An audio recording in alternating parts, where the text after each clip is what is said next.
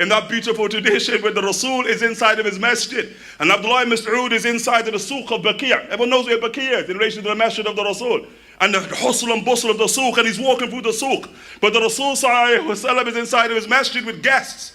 And he says to the guests, Ijlisu, sit. Everybody sit. Abdullah ibn Mas'ud hid the Prophet sallallahu alayhi wa sallam from the souk. So he sits down in the midst of the souk. Abdullah ibn Mas'ud.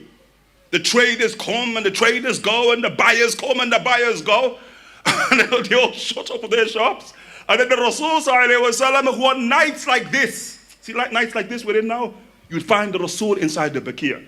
More often, every night you'd find the Rasul inside the great graveyard of Baqi'. But to get to that graveyard, he goes through the souk, isn't it? You know, to get, quote unquote, to the barzakh, we must wade through the dunya.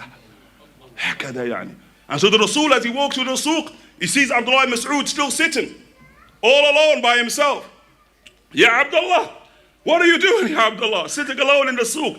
He says, Ya Rasulullah, I heard you say sit, but I never heard you say get up, stand up. Okay, we don't understand these people, radiallahu anhum wa ardahu. And so, mashallah, Abdullah ibn Mas'ud, he accompanies the Prophet sallallahu alaihi wasallam, who says sit, and then he draws a line. Draws a line. So Abdullah ibn Mas'ud, no matter what you see, khalas, just remain there.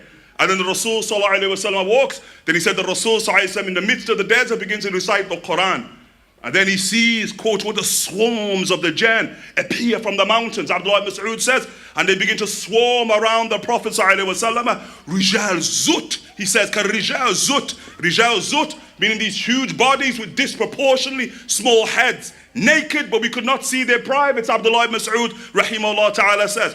And they swarm around the Prophet sallallahu alaihi wasallam until they begin to, quote unquote, obscure my vision.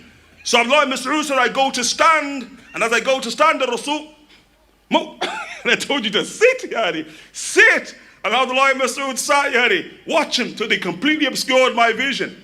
And then the Rasul is reciting the Quran until the Quran now becomes inaudible. You can't hear the voice of the Rasul sallallahu alayhi wa alihi wa sahbihi wa sallam due to adsam latifa, adsam kathifa.